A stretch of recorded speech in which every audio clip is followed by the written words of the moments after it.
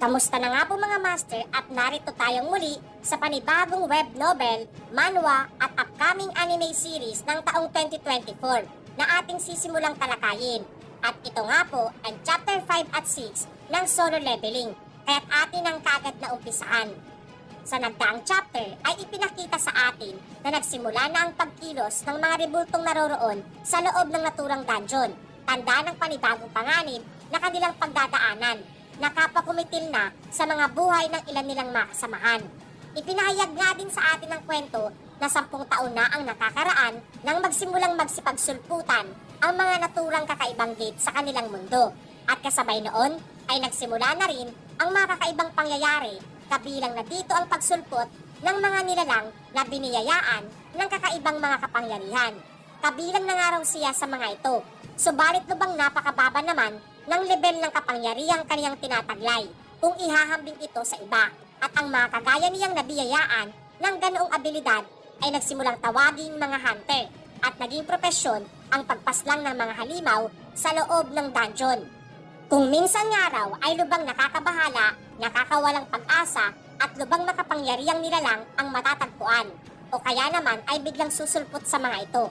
Kasalukuyan ngang problemado na itong grupo ni na Mr. Song sa klase ng sitwasyon na kanilang kinasasadlakan. Aniya ay tanging 3 healer nga lamang ang kaniyang isinama sa naturang gawain, sapagkat buong akala niya ay sapat na ang mga ito sa kanilang isasagawa at madali lamang nilang matatapos. Ang isang araw sa mga ito ay napaslang na at wala man lamang maski alabok na naiwan. Ang ikalawa naman ay nawawala na sa katinuan, katulad din itong si Miss Juhei. Malamang araw na ito pa lamang ang unang beses na nalagay itong naturang dalaga sa klase ng ganoong sitwasyon, kung kaya't ang makatanggap ng anumang pagpapagaling sa ngayon ay medyo mahirap para sa kanila. Dagdag pa nga nitong si Mr. Song na mas mainam kung pansamantalang mananatili sila sa kanilang pwesto at uobserbahan muna ang mga pagkilos ng maribultong naroroon. At kung sakali man na humupa na ang kanilang sitwasyon, ay susubukan nga raw nilang tahakin ang naturang pinto upang tumakas. Ngunit aniya ay hindi ito magiging madali para sa kanila. Masasalamin naman sa pagmumukha ng iba nilang mga kasamahan ang takot at pagkalito sa mga nangyayari. Ayon pa nga kay Jinwoo na kahit makalusot pa sila sa higanteng rebulto na nakaupo, ay hindi naman tiyak ang kanilang kapalaran mula sa kamay ng mga rebultong nagbabantay sa naturang pinto, mga master. Hanggang sa maya-maya ay nagsalita ang isa sa kaniyang mga kasamahan na hindi daw siya makakapayag na mamatay ng ganoon na lamang, lalo na't kasalukuyang nagawa na niyang makasali sa isang kilalang guild. Hindi daw iyon maaari at kasabay na naganda sa kaniyang pagkilos na isasagawa. Agaran naman sana siyang pinigilan at pinaalalahanan nitong si Mr. Song. Subalit literal na buo na ang loob ng naturang individual at lubos ang pagtitiwala sa klase ng bilis na kaniyang tinataglay. Pagmamayabang pa nga nitong sandali nga lamang daw niyang mararating ang naturang pinto gamit ang bilis niyang tinataglay. Ngunit sa kabila ng bilis na kaniyang ipinamalas ay hindi pa rin siya nakaligtas mula sa paningin nitong naturang nakaupong rebulto at takot ang masisilayan dito sa mga mukha ni na Mr. Song at Jinwoo. Buhat ng tanging kapiraso na lamang ng mga paa at sapatos ang naiwan sa katawan ng naturang individual mula sa pinakawalang pag-atake ng nakaupong rebulto. Lalo lamang nalugmok ang lahat sa kawalan ng pag-asa, sapagkat ayon pa nga dito kay Jinwoo na kahit anong oras kung nanaisin ng naturang rebulto na wakasan ang kanilang mga buhay ay talagang magagawa nito. Para nga daw silang mga insekto lamang na madaling durugin kung kanilang iisipin ang kanilang sitwasyon. Dagdag na pahayag nitong si Mr. Song. Nagtataka naman itong naturang binata sapagkat maaari silang paslangin ng mga ito sa mabilis na paraan. Subalit bakit di nila iyon isinasagawa? Hindi nila iyon maunawaan at mukhang ang mga ito di umano ay hindi katulad ng ibang mga halimaw na agarang umaatake sa tuwing masisilayan ang isang hunter. Napuna naman itong binata ang pagkilos ng rebulto kapag malapit na sa pinto. Gayon din ang rebultong nakaupo na nagpakawala ng light beam kapag gumalaw. Lubha daw ang mga ito ay may pattern, kaya't muli niyang naalala ang tungkol sa mga kautusan sa naturang silid na makikita sa isang rebultong naroroon. Ayon pa nga dito kay Mr. Song na ang unang kautusan ay ang papurihan di umano ang Panginoon. Sa mga oras na iyon ay napagtantunan nitong si Jinwoo na mayroong kautusan silang dapat sundin sa loob ng naturang silid.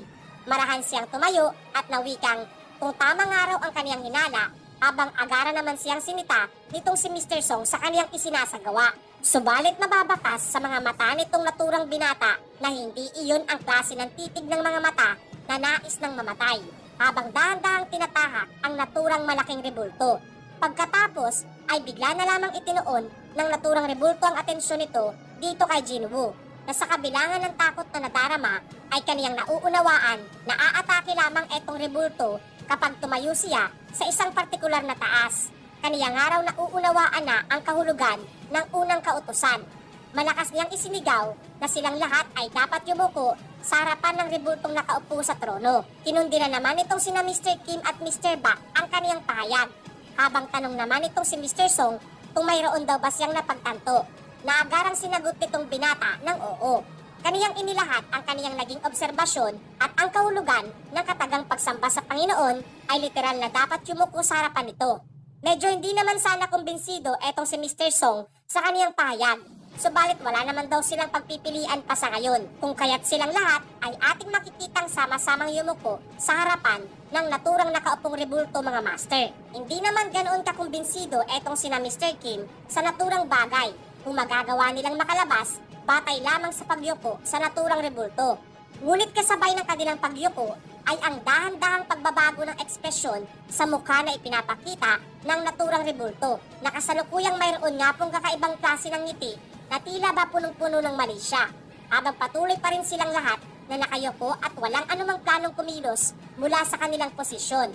Ayon pa nga kay Mr. Bak na hindi kaya may ibang planong isagawa ang naturang rebulto at kung sila nga daw ba ay talagang magiging ayos na matapos ang pagyuko nilang isinagawa. Kung kaya't batay sa kaniyang curiosity ay sinubukan itong tumayo at kaniyang napuna na hindi na sila inaatake ng naturang rebulto. At dahil dito, ang lahat ng kaniyang mga kasamahan ay nagsimula na rin isagawa ang pagtayo, ngunit sa kabila ng saya ng kaniyang mga kasamahan ay nananatiling hindi kampante etong si Jinwoo na doon na lamang magtatapos ang lahat, hanggang sa bigla na lamang yumanig ang buong paligid at nagsimulang kumilos at tumayo ang naturang rebulto na nakatuon ang atensyon sa kanilang lahat na naroroon.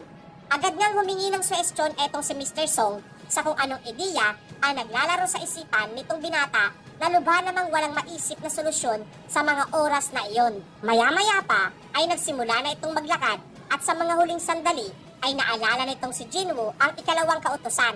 At iyon nga raw ay ang pagbibigay ng papuri sa Panginoon. Ang lahat ay sama-samang nagbigay ng kani-kanilang ideya at suwestyon kung ano ang nais na iparating sa kanila. Dito nga ay may isang individual na nangahas na subukan ang kaniyang teorya na marahil ay isang pag-awit ng papuri para sa naturang rebulto ang dapat nilang isagawa. Nanatili itong tumayo sa harapan ng higanteng rebulto na kasalukuyang tinatahak ang direksyon niya. Etong si Jinwoo naman ay lubos ang pangamba sa isinasagawa ng naturang individual. Hindi nga raw iyon gagana sa harapan ng nagpuumapaw na mali siya na mayroon ang naturang rebulto, sapagkat taliwas ito sa klase ng Panginoon na kaniyang sinasamba. At kasabay na gumimbal sa lahat na masaksiyan ang pagtapak ng naturang rebulto na para lamang isang pinisang insekto at kinitil ang buhay ng naturang individual. At matapos din ang naturang kakaibang pangyayari, ay kasabay na doon din pansamantalang nagtatapos muna ang Chapter 5 at Chapter 6 sa manhwa series ng Solo Leveling. Maraming salamat po mga master sa inyong patuloy na pagsuporta. Hanggang sa muli!